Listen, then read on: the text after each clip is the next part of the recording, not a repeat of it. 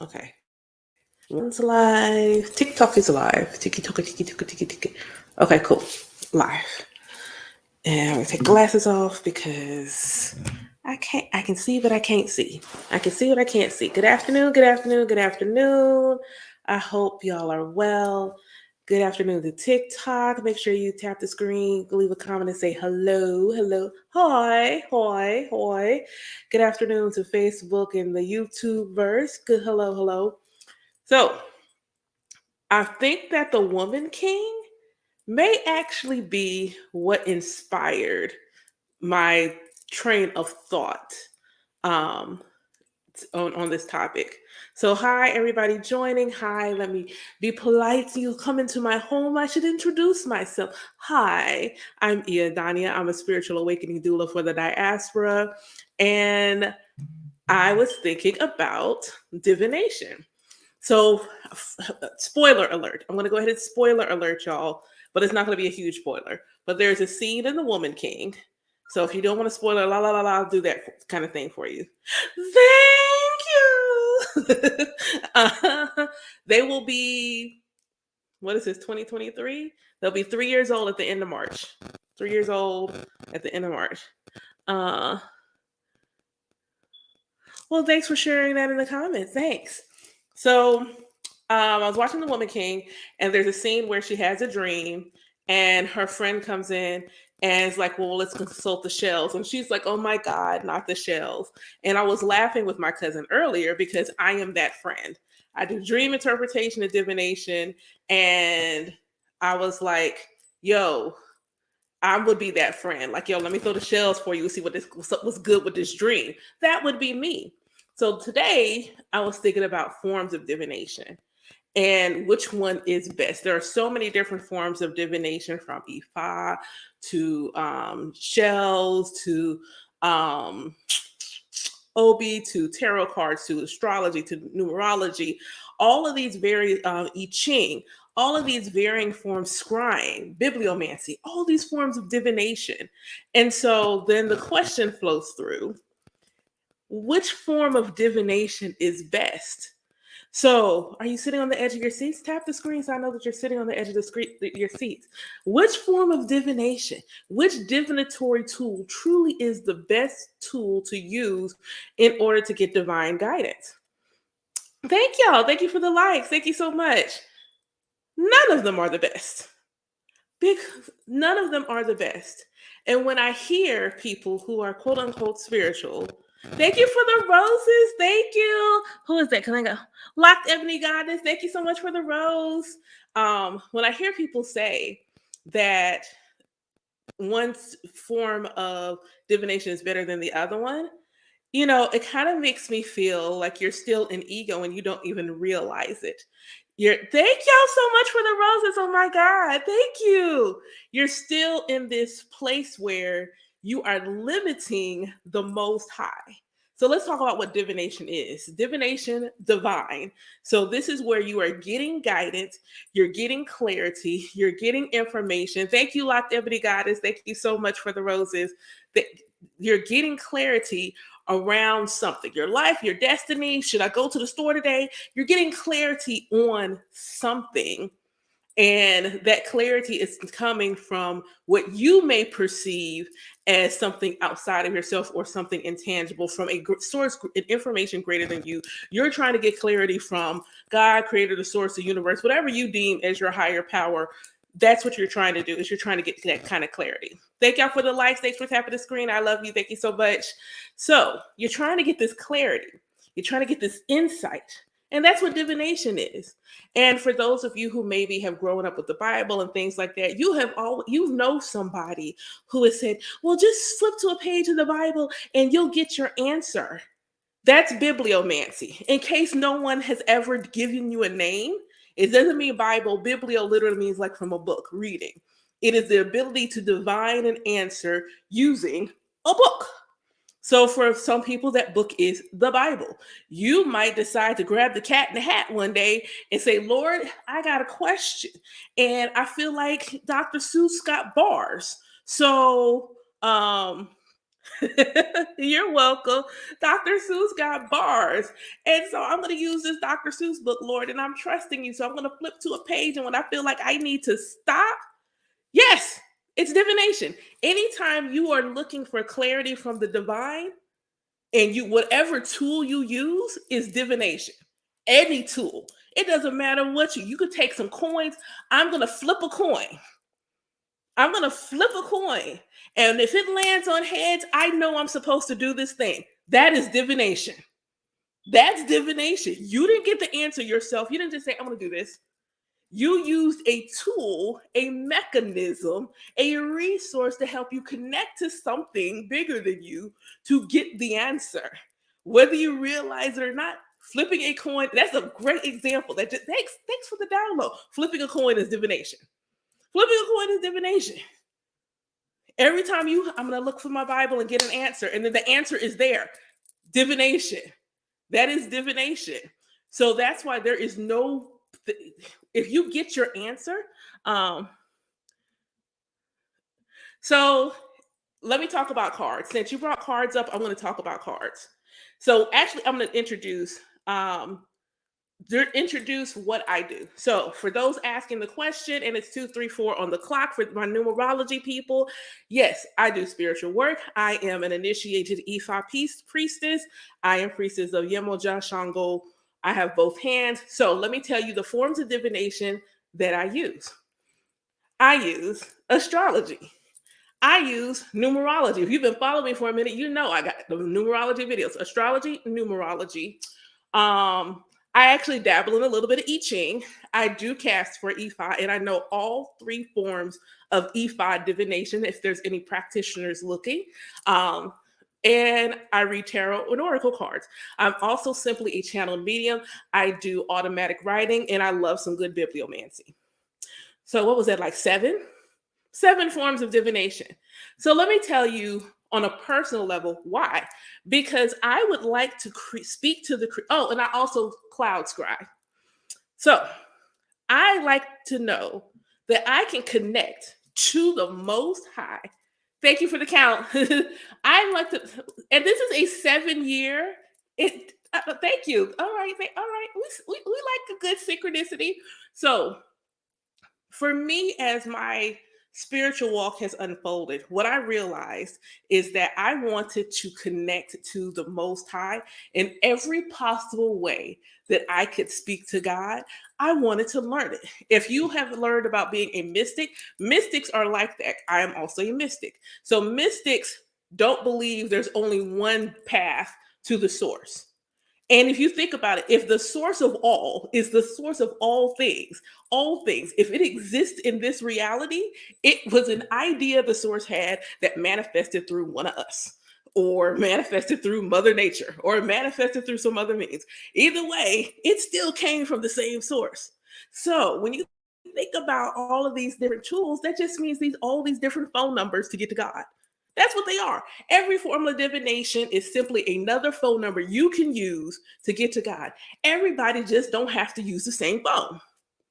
Everybody don't have to use the same phone. That's why there's so many different ways. That's why every tradition in some form of capacity has people called prophets, prophetesses, diviners. They're in every tradition. There is always someone who is innately gifted in being able to channel message from source. But the truth is, everybody is psychic. But that's a video I did already. No, I don't do WhatsApp because I'm a real spiritual worker and I have a website. That was rude. I'm sorry. I don't do WhatsApp. WhatsApp, I don't do that. I have a website in my link. You can you can book an actual service with me. So when you think about divination, it is the ability to just get that divine guidance.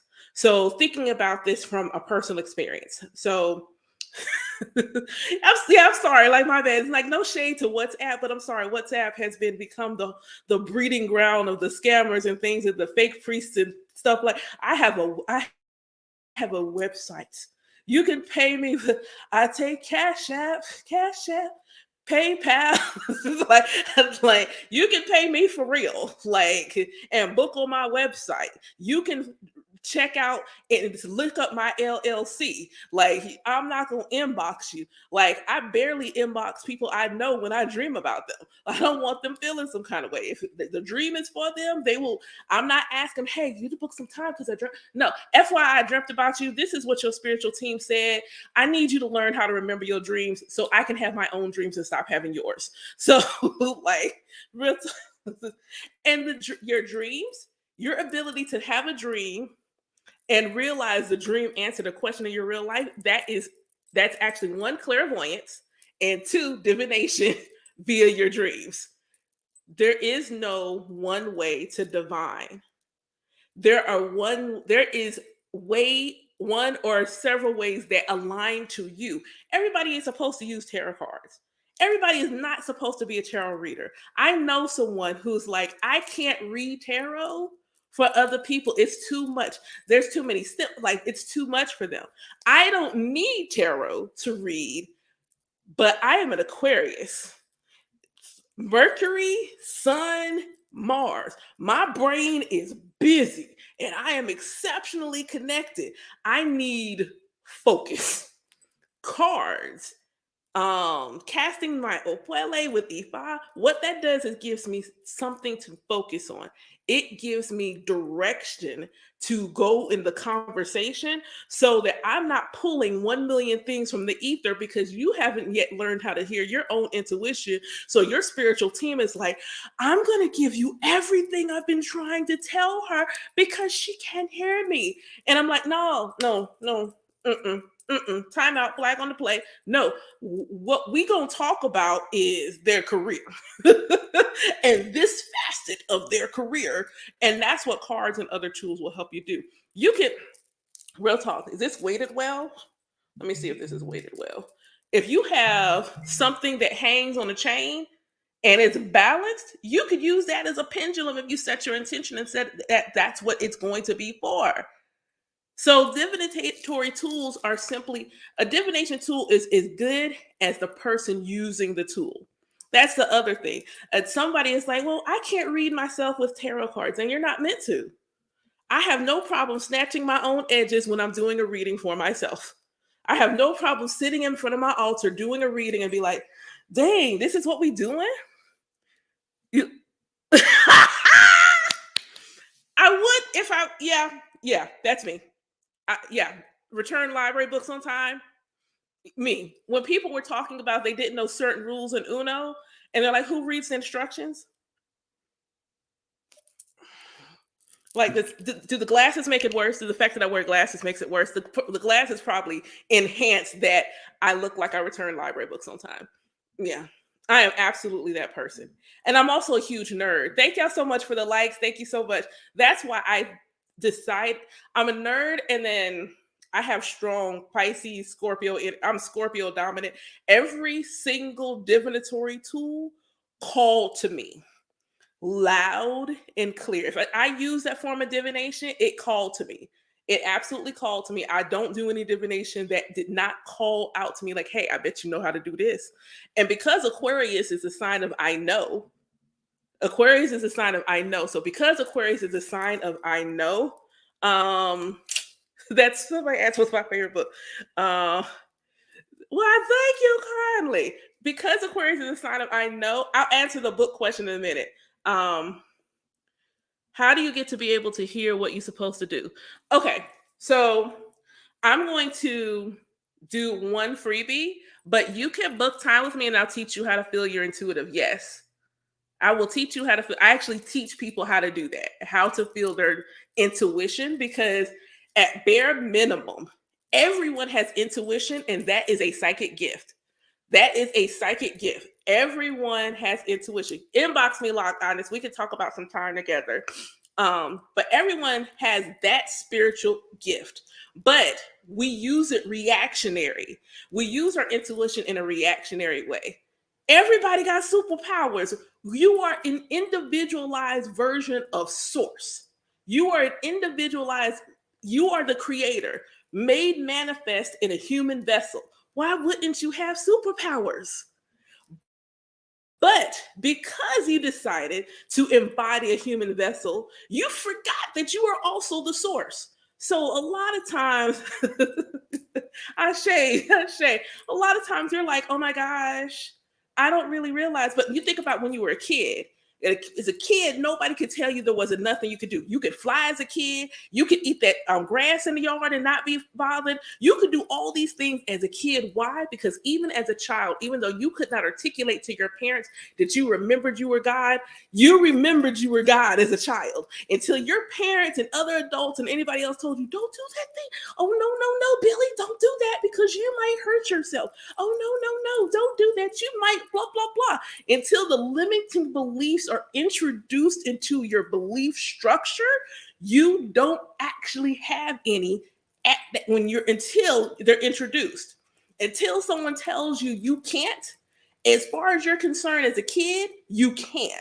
When I was a kid, when everybody's experienced this, you're standing outside and it's raining, but the clouds are moving or they've not moved, and it's only raining in half a location. So it was notorious for raining only on half of my yard, only on half of the yard.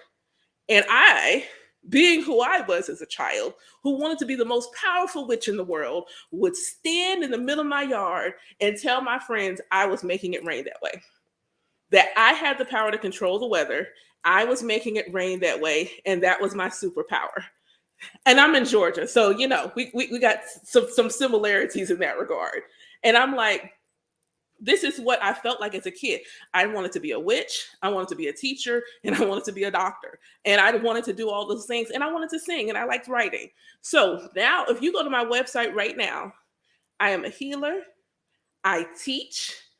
I mean, everything I do is considered something regarding to being a witch. Like, if you, my little girl self is pleased by this conscious awakening. She is very pleased. She's like, we're gonna do a spell today. Yes, it's the new moon. Happy new moon to everyone, by the way.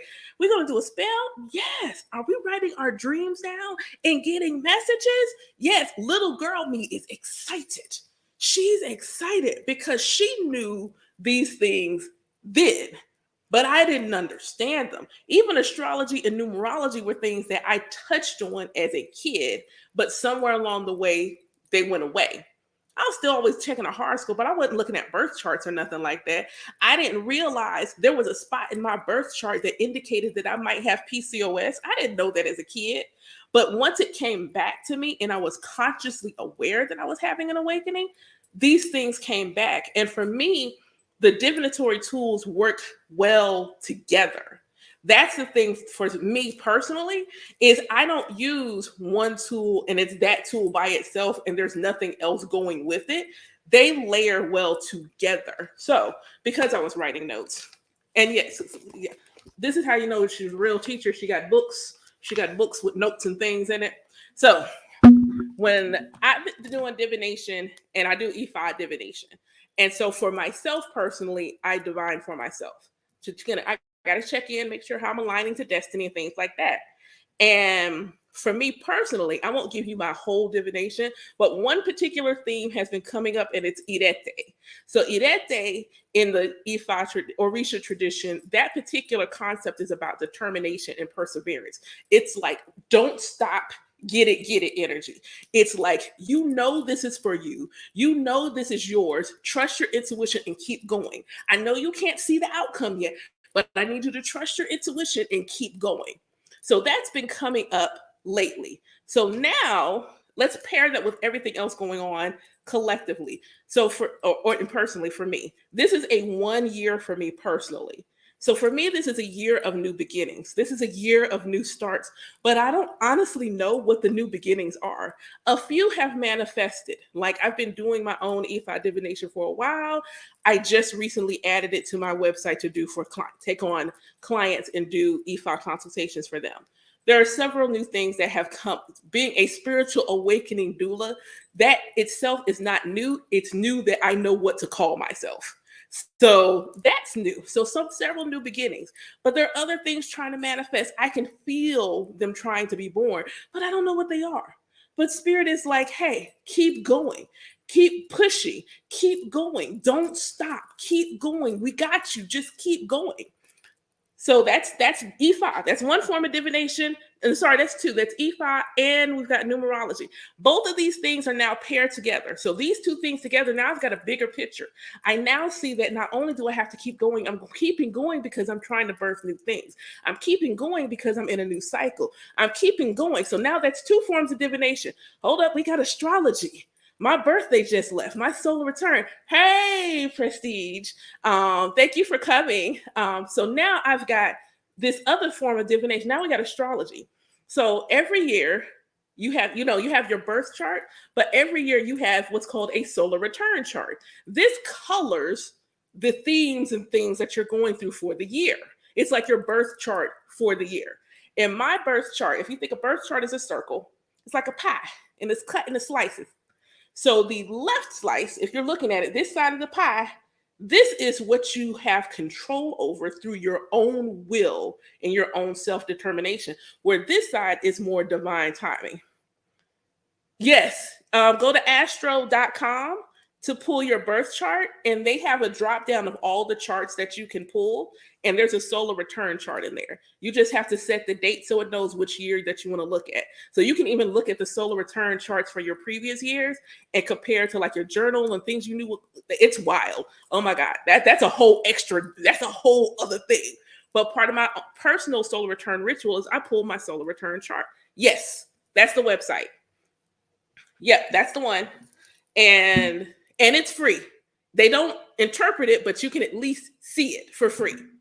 Cafe Astrology, I don't know if they do solar returns on there, but you can check cafeastrology.com too. So for my solar return, I know, you're welcome, that these things are going to happen through my will. Again, that Irete from Ifa is showing up. And then that one energy for me for the year. But I'm also in a space where I have to learn, okay, you've done enough, stop. That is a theme for this year for the collective. 7 energy is level headed. You think about how a 7 looks, it is level headed, grounded, but it's also anchoring up to the divine. So 7 energy is very intellectual, very in its head, very solitary because it looks very solitary and stoic, but it's also about knowing when things are above your spiritual pay grade. So even through my determination and perseverance, part of determination and perseverance is knowing that when I can't see it, that means there's some divine timing at play. There's some divine influence coming that is beyond my spiritual pay grade. So I'm not meant to see it. Even in my own divination, sometimes I'll get hit a wall. I'm like, so you're not going to tell me? So you're just not going to tell me?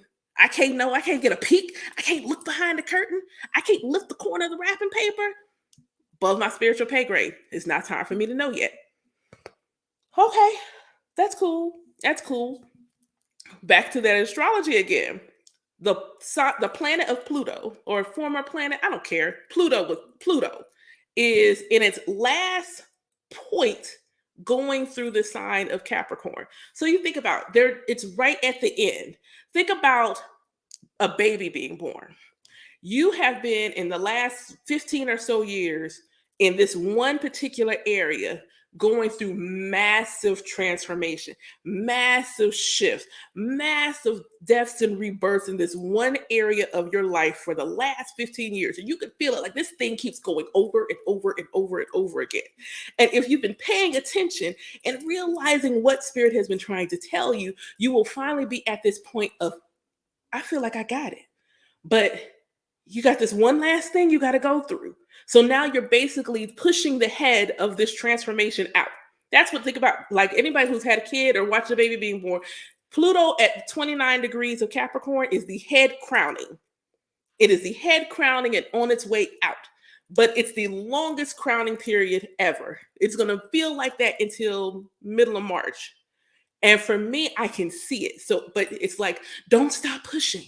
I'm exhausted. Don't stop pushing. I'm exhausted. Give me some water to drink or some ice. Don't stop pushing. Again, that perseverance and determination to keep going and see this thing through to the end. All of these divinatory tools have been telling me the exact same thing. I could easily show you the tarot cards that have been flying out like, keep going. Don't stop. Keep going. absolutely keep going. Don't give up, keep going. It's not a matter that one tool was right. All the tools are telling me the same thing, but they're also expressed in different ways. They also express it in different ways and also give additional nuances to the information. They give extra nuances. So with E5, I might get all of this one information. But with tarot, I might get this extra thing that pairs with this information. So I get a bigger and broader and more colorful picture, if you will, of what spirit is trying to tell me. So again, my sign, I am a Cancer rising, Aquarius sun with an Aries moon. Yes, yes, yes. I'm like, I just want to be reborn. Like, I'm ready. Like, can I get out of the birth canal? Can I really get out this birth canal? Like, it looks like there's sunny out there. It really does. It looks sunny on the outside. I just want to be out. But especially like for me, Pluto has been in my area of one-on-one relationships. So basically people that I have like best friends and like people like I would marry or potential partners for life and that kind of energy. So my most potent transformation really has been in how I show up in relationships and realizing the things that I desire from that other person already exist in me. And the more that I allow myself to express those things, the more likely I will align to the person who will harmonize with my energy. So it's really, yeah, yeah. And we won't even talk about how what you call it, Saturn has been going through the place of other people's money, debt. Oh, I'm gonna be so glad when Saturn move. You say they want to make it rain. You say my eighth house gonna go ahead and let the rain come. Shh. I am so excited to see Saturn move out of Aquarius. Like, yeah, especially since I think I've already been doing some of the work that Pisces is gonna have. I'm really, I'm really just, yeah, move, move, move, move, move. So that's why I say there's no one. You're a Taurus with a Virgo moon. How interesting. So you like money. Um, you want the lavish and luxurious life. That's what you're supposed to want. So if anyone's ever told you, like, you always want the finer things, and you should, and you should. And what that Virgo moon says is, even without knowing where it's at in your chart, a moon in Virgo, to me, Virgo is a sign of being of service. It's a sign of your health. It is a sign, it's very analytical. So don't overanalyze your emotions. Allow yourself to feel the feels. With it being in an earth sign, you probably want yourself to be more grounded in your feelings. And oh, so Venus is conjunct Neptune, or it's moving out of that conjunction with Neptune. So y'all's dreams have been like real wild and very vivid because Venus rules like the five senses. Venus is just is the diplomat. So Venus is very much associated with justice, but Venus is also your five senses. That's why it's a sensual sign. Sensual doesn't simply mean sex, like in the sexual sense. Sensual literally means it feels good to your senses. It feels good to your senses. And Neptune is the sign of dreams, your subconscious, your unconscious, your psychic gifts. So your senses, your psychic senses have probably been really, really amplified right now. I know and I'm born with Venus conjunct Neptune. It's just not in the sign where it's at now. But with it being in Pisces, Neptune is the ruler of Pisces. So Neptune's chilling at home. Venus is exalted. So even though Venus doesn't rule Pisces, it's like you go to that one friend's house and you have the run of their house. You don't live there, but every time you come over, their mom is always fixing you something to eat. Go ahead in the kitchen, baby, get what you want. You can put your feet on the table. That's what Venus and Pisces is like. So it's like Venus is looking at Neptune. Hey, sis, okay, hey. And they hanging out together doing all kind of stuff. Dreams have been real extra, like just shy of me being able to smell in my dreams. They have been so sensory loaded. Jupiter is hanging out in Aries. So you have Jupiter, the great benefic. Jupiter likes to give you expansion. Um, and Jupiter likes to, no, that's for everybody. everybody right now, that's where the transit is. So collectively, everyone should be experiencing it in some way, depending on where it's placed in your birth chart, how big or like what area of your life you're going to see it in. So it's not going to impact everyone's life exactly. So, like Pisces for me is my ninth house. This is the house of higher learning, long distance travels, what you believe philosophically and spiritually. That's where where Neptune and Venus are for me in my own birth chart. So for me, it is trying to settle in, like spiritual awakening doula came up shortly before Venus crossed into Pisces. So you think about, this is me looking at what I believe about myself, my own philosophies, and how do I bring those things together? How do I show up as a teacher and talk about those things that I'm interested in? Especially for me, since that's also the sign that rules how the public is going to remember my legacy. So that's just, the transit is happening for everyone in Pisces, but Pisces is not in the same spot for everyone. Depending on where you were born, what time, where Pisces sits in your birth chart, in that area of your life is what's illuminated by Venus and Neptune hanging out. Jupiter is in Aries. So Aries is the sign of I am. It is martial energy. It is, I'm going to do this thing because I effing feel like it energy. It is your will. It is your drive to get it done because it's what you want. Jupiter is the great benefic. It gives expansion. It makes things bigger. But keep in mind, Jupiter don't care what it makes big. Jupiter is like, I'm here, everything's big. Everything's big. So let's think about somebody that maybe has Jupiter in their first house. Jupiter likes to make everything big, and your first house controls how you look.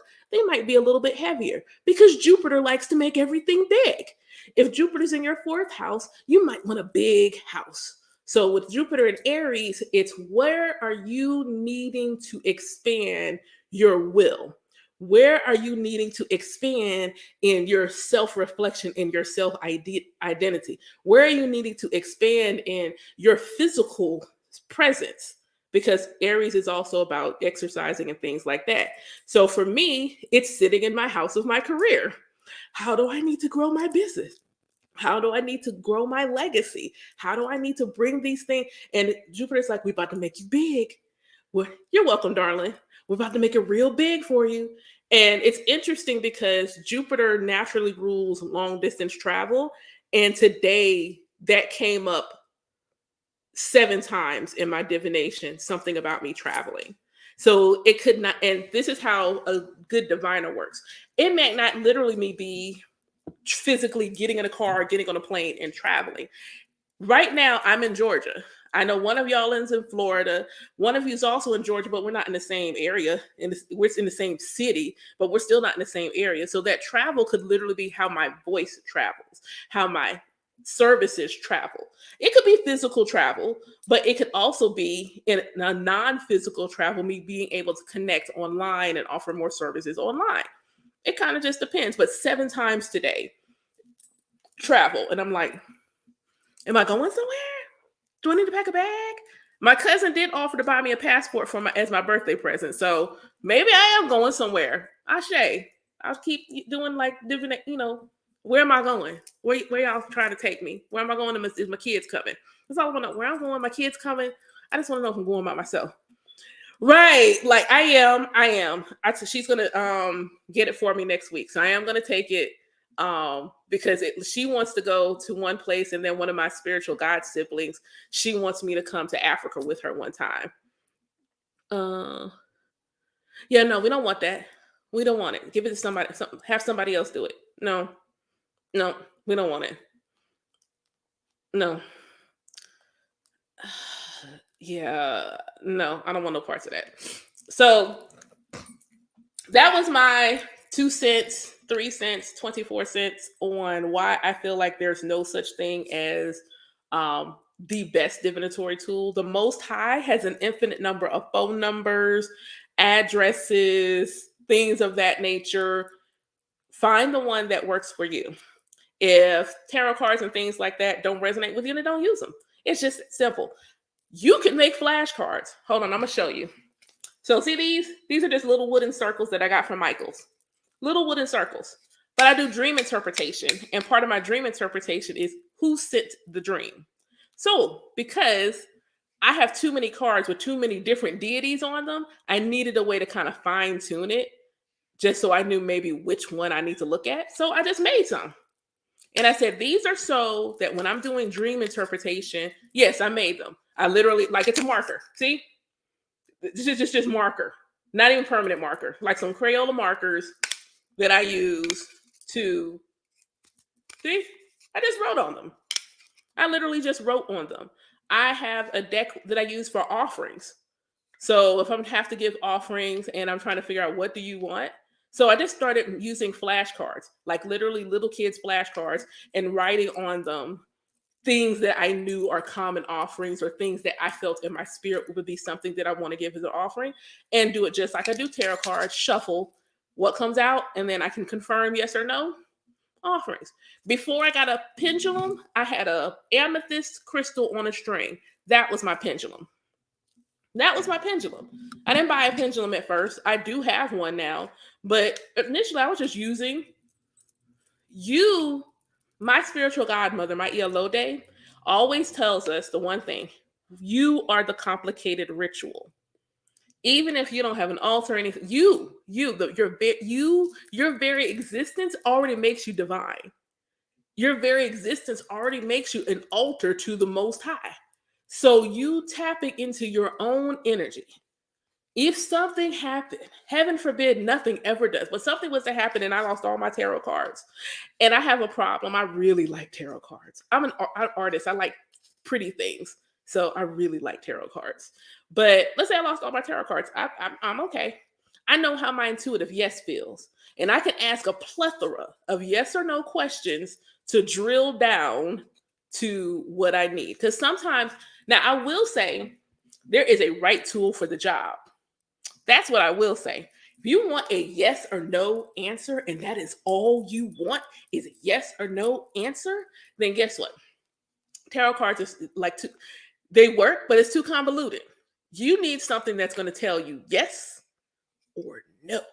Pendulum, that would be the best tool for that job. Shells, also best tool for the job. Knowing your intuitive yes in your physical body, perfect. Perfect. Perfect. Because that also makes you feel more empowered. Even though the energy, the ashe that makes cards, yes. You could use cowrie shells. These, you can use cowrie shells to cast divination as well. It's a common in a lot of traditional African practices. But yeah, you could take cowrie shell. You could take pennies. You could take coins and just say, okay, I got. You literally take, okay, every time I get heads, it's a yes. Every time I get tails, it's a no. And you hold that coin in your hand and you will it. Then you program it. Then you do several tests of things that you know are yes or no. So, like, if I was going to do it, I'd be like, is my shirt white? And you keep flipping until you get your yes. You got to program it. You flip it until you get your yes. Then you get your no, do your no. Once it's programmed, boom. That is your coin for yes or no. Don't use it for nothing else. Don't spend it. Don't do nothing. This is your coin for yes or no questions. So this way, when you're, and don't go for life or death questions at first. Like, even if you come and I teach you how to use your intuitive yes. When I teach that, one, I could teach it in 15 minutes. Then you have a week of homework to build the muscle, because it's a muscle that has a little bit of, what's the thing? Atrophy. There we go. Atrophy. You haven't worked it. You have reacted to it. You're like, oh, maybe I should go get such and such a thing. But you have never, most people don't purposely go to their intuition, go to their higher self and say, hey, should I go to Walmart today? And then you always want to wait till life or death. Oh my God, should I quit my job? No, that's not the first question you ask. That's not the first question. That's not how you build the relation. Let's start off small so that you can build trust. So that when you do need to ask that quote unquote big question, you have no problem with trusting whatever answer you get. And even if, let's say, you get a question like, should I quit my job? And you get a yes. Well, that doesn't mean you need to quit today. Not necessarily. You could ask the mind, should I quit today? But you could also, working with your spiritual team is a partnership. At the end of the day, you are the sovereign in the relationship because you are the embodiment of source. And the source, knowing that source was going to forget that source was God, sitting around in human vessels, said, hey, all of y'all, this big spiritual conclave, y'all help me remember who I am. Y'all help me remember. Send me signs to remind me who I am. But if you'd have never been taught to pay attention, that you've never been taught that every once in a while when you see repeating numbers, that could be just simply, hey, we just want you to know you're here. It doesn't always mean you have to take action. It just may be, hi, acknowledge me, say that I'm here. When you smell your grandma perfume and you're like, why do I smell grandma perfume? And she's transitioned a while ago and you're trying to figure out why you smell her perfume. That's her just saying, hey, FYI, I'm here.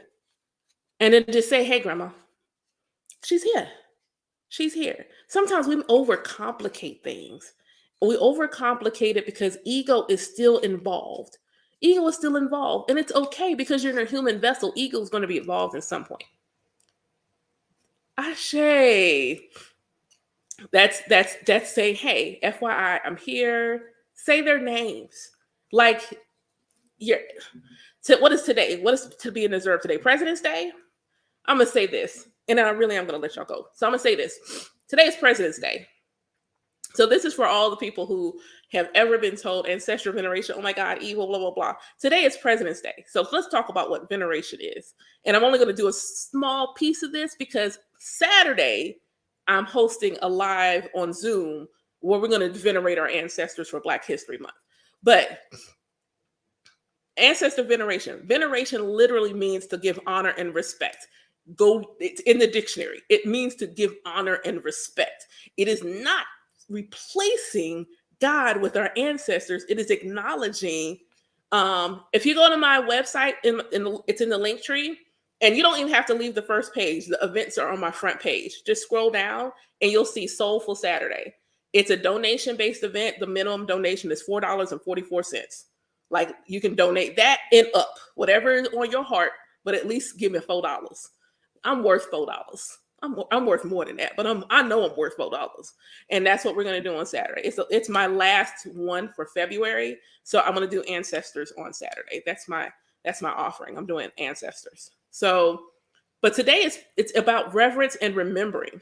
Today is President's Day, so literally the entire country, people who have federal holidays and things off are off. Why? To give honor to dead presidents? You mean dead people? Dead people? Dead ancestors? So the country as a collective, there's what else going on today? Sales. Don't forget your President's Day sale. We're going to do this in honor of those dead presidents. Ancestor veneration. You're welcome. You're welcome. For those who, may have grown up in faiths like Catholicism, saints were humans. Any human that you venerate in some capacity is an ancestor. The fact that you just named, they were elevated to a status of sainthood doesn't make them any less an ancestor. Ancestor veneration. Ancestor veneration. Though every time you play Michael Jackson's album and you be in there cutting up, you are venerating Michael. So play your family members' song and venerate them too. You don't always have to have an altar. That may not be your path to have an altar in your house to honor your ancestors. That don't mean you can't honor them. Again, you are a walking altar. You are a walking shrine. All the elements, earth, air, fire, water, and spirit, all here. All here. All of it. Every single bit of it is here. So all you got to do is call them. Call their names. The ones that you know, the ones that you don't know, call their names. Lift them up. Elevate them, because that's what ancestor veneration is about. It's not simply about, oh, I want my ancestor to do XYZ 1, 2, 3. I want to remember. I want them to know that they are remembered. I want to give them honor. I want to give them reverence, because had they not existed and lived in some capacity, you would not exist. Their blood and their bone is you. You are your ancestors. Whether you believe in reincarnation or not, the fact that you carry their genetic structure in some capacity, you are your ancestors. So by honoring them, you are also honoring yourself and your own existence. And I think that is a most auspicious way to wrap this up. Thank y'all so much for the love. OMG. OMG. So I normally don't do lives when my kids are here because normally like they're doing something and I'm like missing it because I'm on live and then they take full advantage. But I will say this for those, you're most welcome. You're most welcome. I'm happy to do it. I will be doing lives on a regular cadence every 2 weeks, either on Wednesday or Friday evenings, because that's when I don't, they're either with their dad or one of those 2 days. And I want to start doing them on a cadence. So I do have a subscription available for those interested. And for those who subscribe on TikTok and then realize I have stuff on my website, I will discount the one on my website, the cost of the TikTok one. So I'm not going to have you pay whatever the TikTok subscription one is and then add that. I'm going to hey, if you subscribe and you want to get the one that's on my website too, by all means, do that. And I'll give you a coupon so you can get it at a discount. I will do that. I was trying to think of some gimmies, and I'm like, I don't know, because the TikTok one, I'm still kind of learning the TikTok subscription one. My website is easy. I'll do some pick a cards. I write poetry. So you'll get some of the, if you depend, like you do the $3 one and you get to read scandalous poetry. Those are always fun. So much fun. But thank y'all so much. My kids is quiet, so I'll take 5 minutes, any question, and hopefully I can answer it. That way I won't set an expectation. You could answer all, no. And I'm not doing divination right now. But if you have a question, I will answer it for the next couple of minutes. And then I'm going to go see why my child is so quiet. And hopefully it's because he's taking a nap. Hopefully. Fingers and toes are definitely crossed. Oh, and if those of you who just joined, thanks for joining and didn't hear at the beginning. I have a couple of things going on. My mom's name, she'll answer. So then you have to tell her how you would like for her to answer. Then she's probably answered. You have to just set an I got you. I speak typo. So I had you covered. But yeah, and then you decide how you want to answer. So the one the divine is not limited in how you can receive a sign. It doesn't always have to be angel numbers and things like that. So think of something that would immediately grab your attention. So one of my students, when she was trying to connect with her father, what I told her to do was say a prayer and then say, if you heard me or anything, send me a pink pig. Now, I didn't mean she had to do a pink pig, but I think she was trying to be funny and did it. So she did. She prayed for a pink pig. And within 24 hours, she sent me a screenshot where somebody in her Facebook feed had changed their profile picture to Miss Piggy.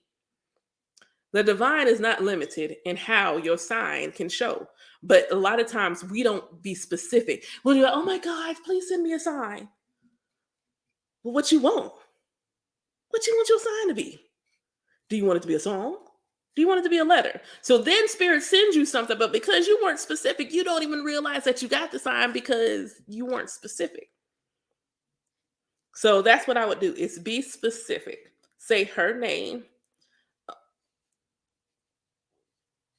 Exactly. You got to be specific. That way you know the sign coming to you, that you know it. So it's something that you know. Like the universe knows that because I'm a nerd and like numerology, numbers is a good way to get my attention. Like whoever just joined has an angel number 2233. So that would get my attention. But my life path number is 11, and I am specifically a 3811. So seeing 11s will always get my attention, but a 38, like the time on the clock right now is 3:17. So for me, that's 3, 1 plus 7 is 8. So that's 3/8. That got my attention. My battery life is 66. That gets my attention. But sometimes you'd have to be more specific. Like, look, angel numbers is not it today. I had one of those days. Like, I don't want angel numbers. I need something so direct I can't ignore it. And so when I got the direct message, it was my last name with the word love.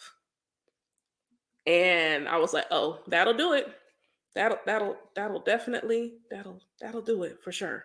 So you just have to be specific.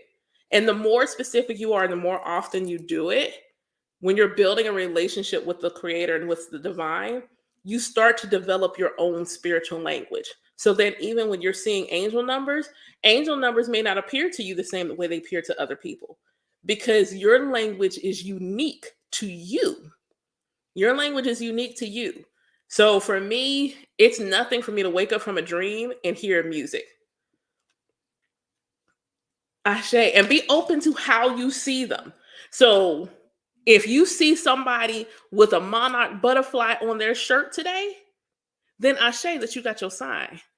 Because it doesn't mean that there's going to be a butterfly that flies past you. So this is where you have to allow the divine to be open to the limitless possibilities of how that sign is going to manifest. So you may end up hearing a song and then the song lyric has monarch butterflies in it. You're like, what the freak? Was that lyric always there? Like, you got to be open to how it's going to manifest. And I really know that you're going to get your monarch butterflies. You're going to get your monarch butterfly. And if you do not see it today, just know that you might see it tomorrow. You will get your butterfly though. And it's going to be probably in this really, really interesting way. And then you're going to inbox me like, yo, let me tell you how the butterfly showed up. And I'll be like, yo, that's dope. Ashe, that's what's good. That's what's good. Yes, yes. However it comes to you, definitely. I love when that happens, because for me, like, I'm doing this for free. I'm doing this right now for free. And if I drop a gem and you use it and it comes back to you, yo, that's an energy exchange. And I receive that. I love that. When she sent me, I didn't expect her to tell me. And when she sent me that screenshot and I saw Miss Piggy, I was like, yo, y'all wild for that. Y'all is wild for that. Did y'all do Miss Piggy? That is hilarious. That's hilarious. Like, you just, and have fun with it. Like, so often, that's why I said I'm a spiritual awakening doula, because I listen to people on their awakening journey. And keep in mind, you've had a multitude of spiritual awakenings in your lifetime, but then there's that one that you're consciously aware of, where you're like, something is up. Something's up. And the more you realize something is up, the more things start to it gives it momentum. But you've probably had a multitude. If you're on Facebook, check your Facebook memories and watch what you've been sharing. I was looking at stuff. I'm like, did I talk about chakras 3 years ago? My awakening happened. No, I'm sorry. This was a 5-year post, because my consciously aware of an awakening didn't happen until 2020. Actually, right around the time I locked my hair. Like, it didn't happen until then. And it's just like, I look at stuff before that and I'm like, oh, this was building up. This was coming.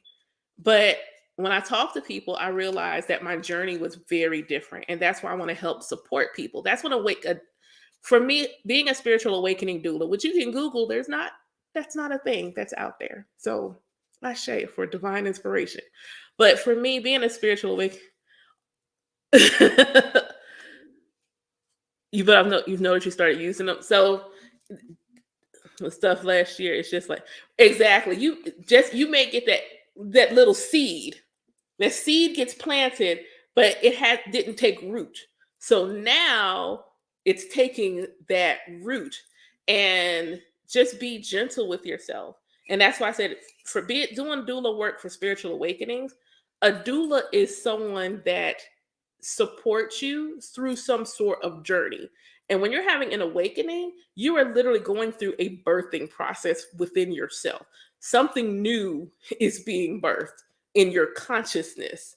And so a doula traditionally is someone you think about with babies. Well, in your spiritual journey, a lot of times you are a baby over and over again.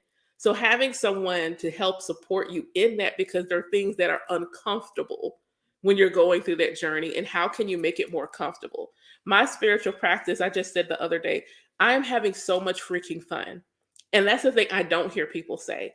So much fun. But I also set that intention. When I first started using tarot cards and the first time a card flew out my hand, I was like, God, I never want that to not be cool. I want that to always feel as cool today as it did the first time it ever happened. And it does. I love doing readings. I absolutely have so much freaking fun doing readings. I absolutely love it. And it's because it's always so cool to me to see the synchronicities and things like that. I'll be channeling, and a card will come out and confirm what I said. That joy is cool as heck to me. I love that. I love when I'm, thinking about something and then I get like a song that floats in my head because I really love music. And I haven't limited what kind of music God will speak to me through. So it can be anything. I was thinking about, prosperity and abundance. All of a sudden, I needed to listen to Gucci Man Lemonade for several days. Yellow, lucky, lemons are good for, cleansing your energy and stuff. So I took it. I was like, okay, I'm just going to rock Gucci Man, you know, however that needed to come through. I'm not limited in how that's going to happen. I'm just absolutely not limited. And for you, like for me, it helped me venerating my ancestors, helped me with, all of my parents or grandparents have transitioned. I don't have any living grandparents. All of them have transitioned. And then it helped me with the loss of my firstborn son. So he has a very special spot on my altar. All like I don't know that I could be the mom that I am to my sons if I had not been able to heal that grieving process through ancestor veneration. This year was the first year on his birthday that I did not want to be in a bed balled up in a ball. I miss him, and I'll cry when I think about him sometimes, but that overwhelming grief, it's not there. It's not there because I know he's close to me. I know he's close to me. All the way the week leading up to his birthday, it just felt like someone was like, just, or I'd want to cry, or you feel really emotional. And I'm like, okay, I know that's my son. I know that's my son. My throat chakra was real open, and it was like that when I was pregnant. So I'm like, okay, that's Gabriel, and I'm okay with that. It helped so much. So I want my students, when I launch in April the spiritual awakening journey, it's going to be 9 months. I tried to keep it to 6. I can't. I'm sorry, I can't.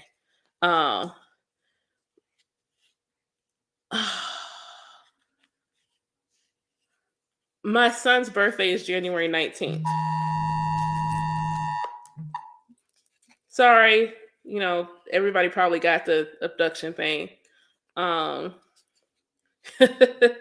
if you go to my link tree, there's a waiting list. You can sign up on it. You can join the waiting list. That way, when it's open, y'all will be the first ones that I let. Hey, it's open. Go ahead and get in. I'm excited for it because it's going to start with self-love. Like that's the foundation, and I feel like for me, that's why my journey feels. Oh no! Oh no! I can only imagine. Like real talk. I can only say their names. If nothing else, say their names. Say their just talk to them. That's it. Just talk to them. Tell them about your day. Tell them, what you saw that day. All of those good things. Just talk, and you'll probably be sitting someplace like I am babbling. You are, and that's okay. You are, and that's okay. Like, yo, I did such and such a thing today. Just talk. Just talk. That's it. Every once in a while.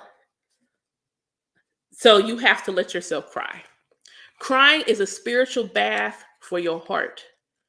Everything that wants to leave your body, it's supposed to. You're not supposed to hold stuff in. You are constipating yourself with heavy feelings. You need to allow yourself the space to feel the feels, even when you don't like to. Because the more you hold on to them, they're simply going to manifest in a physical way. If you don't allow yourself the space to cry and feel, they're simply going to manifest in a physical way. And you smell her because she knows you need to let go and feel what you need to feel. So that way you can simply miss her without the heaviness of grief. Grief is heavy. It's heavier than sadness.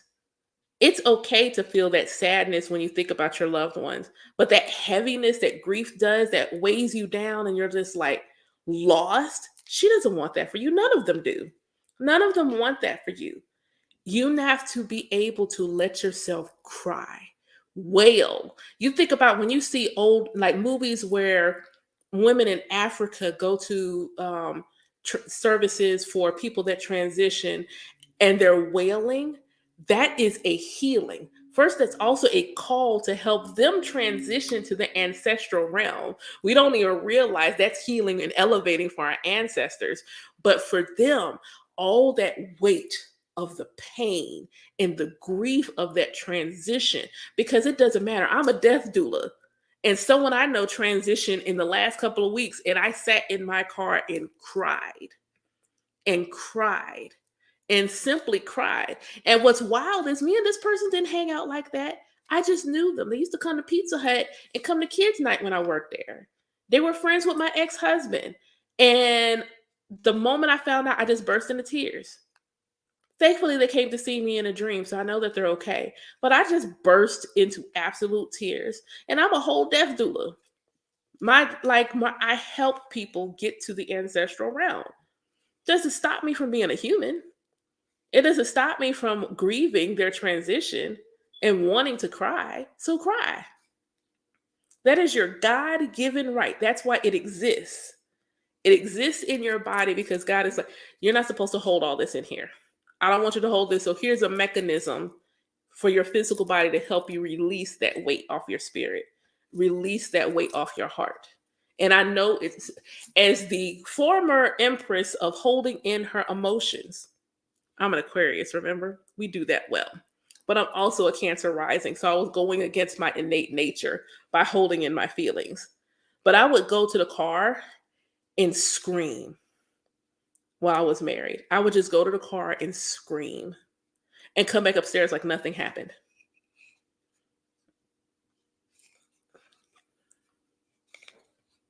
Yes, like it's okay. Consider yourself hug. Let me send you a good hug.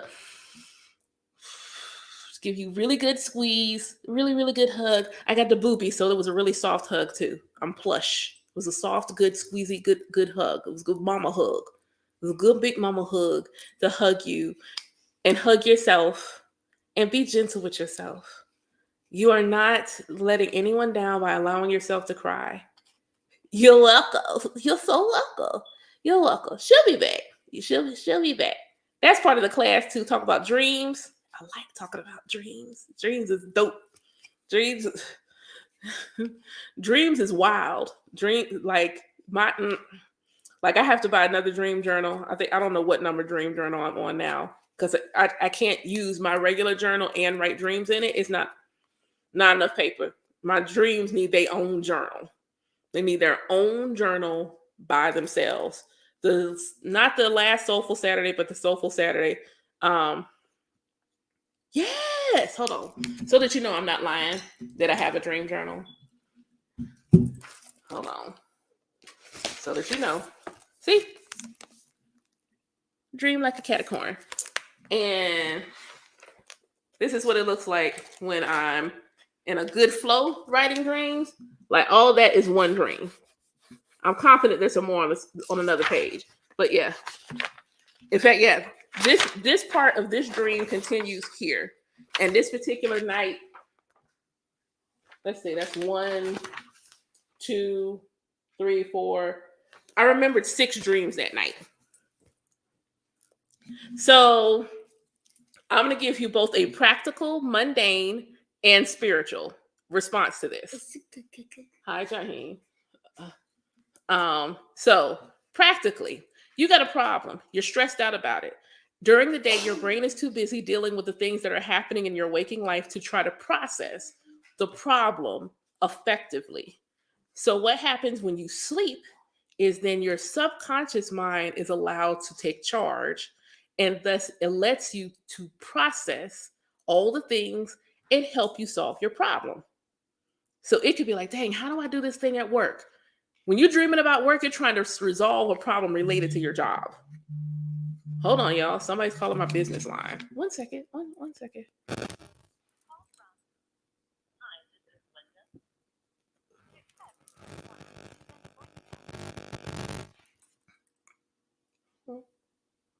Hi, this is Iadania.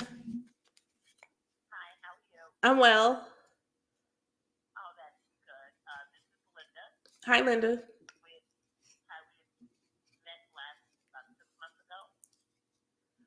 Um, Culture Shop. Yes, ma'am.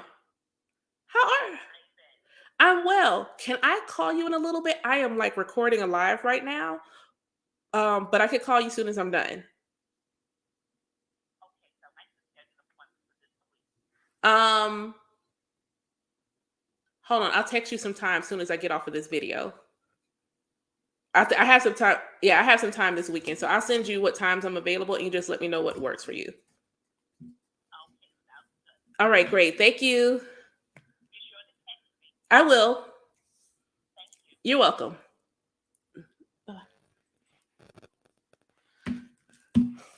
Uh, oh no, it's cool. My son is fine. He just came in here and waved at me. It's cool. Uh, it's cool. I'm gonna answer your question though. So helping you through day-to-day life, that's what it helps. It helps you process like all the stuff you've seen throughout the day. And like how do that's your dream trying to process. So if you have a problem, chances are you can work it out in your dream. So that's why you write them now. Because then you can be like, you'll figure, even if you don't figure it out that day, you will remember that you wrote something down. That's why you like if you in school and you're taking notes, back in the day tell you write your notes down, write what you're learning down because it'll help you remember. So the fact that you wrote the dream down, even if you don't know in that moment what it was trying to tell you, something will come up later and you'll be like, and you can go back to your notes and then you'll have your answer. From a spiritual perspective, it's mostly the same answer, but then it's like more like who is giving you the dream. So your guardian angels, your ancestors, they will easily come to you in your dreams because you're not busy scrolling and doing everything else and ignoring them. Your higher self will come to you in a dream. It's simply a means of communication that is unbothered by the noise of the world. The more you write your dreams down, the more you're able to understand your dream language. So, like if you were to Google what a car means in your dreams, you'd probably see something like travel, going someplace, blah, blah, blah, blah, blah. For me personally, one, cars are a means of control and power for me. So often, if someone else is driving my car, has my car, touched my car, I got a problem with that in my dream world. I don't like that. I don't want you messing around with my car, my dream self. I don't like it in real life, but dream me, she different. That Aries moon is real serious in the dream world. But it also represents my passion. So for the longest, I was never driving my own car. There was always somebody else driving my car and then they'd wreck it. And just to make you laugh, it was always women driving my car. And so in my waking life, nobody that held a womb, past, present, or current, could drive me around. I was notorious for taking the keys to my friends' cars and driving their car. No, you can't drive me nowhere. No, no, no. Because I would always dream about a wreck. And it was always some chick driving me. No, no, you can't drive me nowhere. You can't drive me nowhere. I don't trust none of y'all driving. I got it. I'll drive. We go inside. I'll drive. But I will drive. So I remember when I started writing poetry again, learning tarot, things like that, the first time I was like, and then my car would go missing. Like I'd be in the dream, park my car, go in wherever I was going in, come out, and the car would be gone. I couldn't find it. And that was the thing. I couldn't find it. And so I finally was like, yo, what does my car represent for me in my dreams? It represented my passion. The moment I said I launched my Patreon, started writing poetry, published my poetry book, was doing tarot, I remember in the dream, like, oh my God, I found my car. Because I went out and my car was in the parking lot. I get in the car and that's when I wake up. I was so freaking excited because I had been writing and paying attention to the fact that every time I dreamt about my car, it was missing. It was always missing. So you also learn what your dream language is. If I have stilettos on in a dream, they're a means of protection. Inevitably, if I have my heels on, I'm going to be walking through some water and not drowning while everybody else is. They're protection. Who knew? Who knew? There's something else going on in my dreams lately when I get it. For some reason, I keep coming out of buildings barefoot. I have no idea what that is. I got to figure that. I want to figure that out. Well, if you decide that you want to join the program, that's going to be something we do. There is a whole section dedicated to dreams before you get to ancestor work. Like, if literally the logic for me is there are certain things you need to do first. Self-love is number one. That is the foundation of all of my work. Even if I tell you I'm doing 2 card readings for such and such an amount, you will always get a self-care card because self-love is the foundation. Self-love is a spiritual practice, and thus it is the foundation of everything I do because that's what helped me through my awakening journey. So we always start with self-love. We do shadow work. You will learn what your personal core mission, vision, and values are because that's important. Because how are you going to make vision boards and things like that and manifest what you desire if you don't even know what your core values are as a person? You know what the core values are for the company you work for, but do you even know your own? Because then you know if what the company does aligns to yourself personally. You'll go through learning what your higher self is, how that relates to God, and what your intuition is, and how to feel it, how to simply feel it. I do teach that by itself because it's really simple, but I want you to feel it and trust it because you need to know how you sound to yourself before you start trying to figure out what your ancestors sound like to you. You need to know what your own higher self sounds like to you. And for those of you who look like me, melanated like me, and you feel like you want to go to a traditional African practice, that's the foundation of that work too. Before you think about going to anybody's practice, you need to have a practice of you. Your religion needs to be you. Your spiritual walk needs to be you. Because even if that's where you stop, well, since you God in a human body, that's all you need. But everything else is still beneficial. It's still really beneficial. You'll learn how to do protection work because you know what? You protect your house, you need to protect your spiritual body too. You need to protect that too. Then we get, okay, well, you're getting all the things are happening, all the things, because your spiritual gifts are going to start to activate and you're going to start getting the messages and the signs. So being able to also have a group, that's why I'm doing it as a group course, because being able to have a group of people that you can come to and say, yo, why is 333 showing up for me every day? And they're not going to think you're crazy. Like so many people I have heard say that the thing that was hardest for them was how alone they felt. And I realized I didn't. Like I was blessed. And so for those that cannot tell, I turned 44 on the 1st. So that means I decided to have an awakening when I decided, I'm going to go into my 40s and have a spiritual awakening. That means, my friends have like all my life. She's like, she's Hebrew, she's Jewish, whatever the case may be. And yeah, now all of a sudden I'm like, hey, let me pull your birth chart. And my homeboys, being who they were, said, yes. Mom, let me pull your birth chart. Okay, cool. And because astrology comes naturally to me, I was just running it. And she's like, this is making me uncomfortable. How do you know that? Because it says it right there. Like I was able to look at her birth chart and see how she met my father. And that was so freaking cool. Oh my God, it was so cool. It was so cool. My birth chart is why I know there's another baby. It's another baby. It's another baby. Everybody's like, you want another one? And do. And I know they waiting for me. Or waiting for their daddy. One of them, I don't know. Wait for their pops. How would that need to be said? But my mom was cool. My homeboys were cool. Like, I didn't have to go through that place where I started talking about spiritual stuff and all my friends left. It has been quite the contrary. I haven't had even the preacher, I don't know this man, but I was doing an event and I met this preacher, like he's a reverend at a church and like 6'12", like skinny. And I'm just like sitting there with all my cards. He's like, what are you doing? And, I don't know he's at a church. So I'm like, I'm going to do tarot readings, blah, blah, blah, blah, blah, blah, blah. Oh, hi, I get this church. And I'm like, oh, God in heaven, wait. Why'd you do this, Lord? What is the purpose? What is the purpose? It's okay to be weird. Unicorns are weird, and unicorns are also really cool. So it's okay to be weird. And that's why I wanted to, but that's why, honestly, I didn't necessarily want a group session. Was called to do group. Like, Spirit was like, you're no longer doing one-on-ones like that. The only one-on-one thing I'm offering is feeling your intuition. That's it. That's it. That's the only one I'm offering. Anything, or obviously, if I'll do readings and divination and things like that, that's one-on-one. But in terms of teaching, I can't do anything else one-on-one. They want me to teach in a group setting, and they want me to get paid. And I'm just like, okay, Lord, okay, all right. But I've thought about it. It's like when you're going through a spiritual awakening, you need some weirdos to talk to. Y'all ain't gotta be friends, but you at least like y'all are all in this journey together, and you just simply need some weirdos to talk to. And that's okay.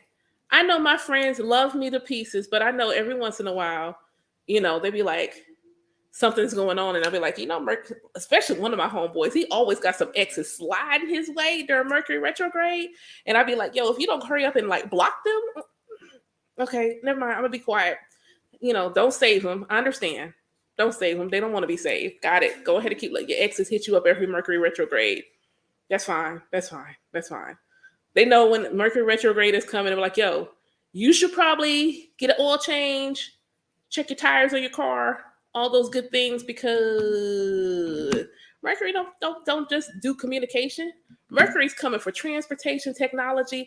I got a whole book with passwords in it just in case my computer do something funky. I got a whole book with passwords. And my friends love me.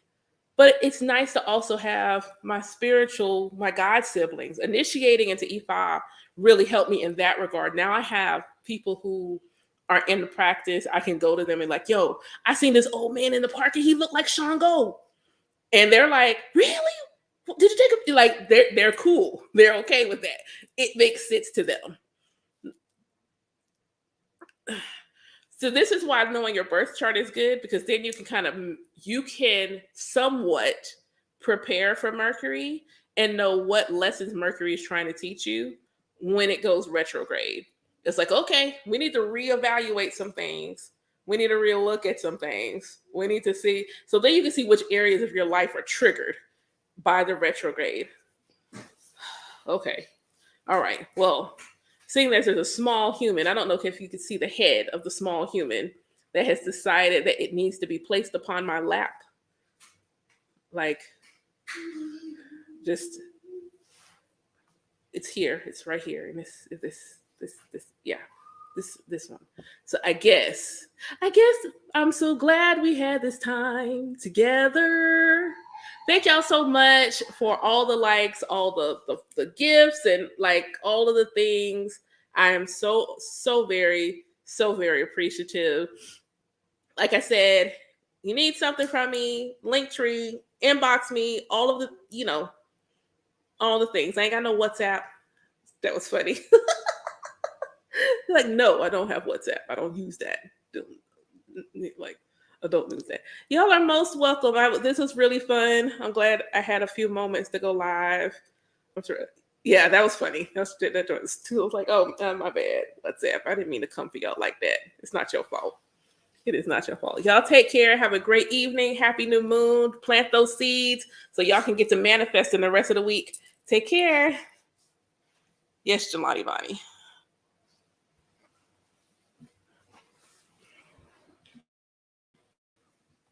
Wow. Where? Here?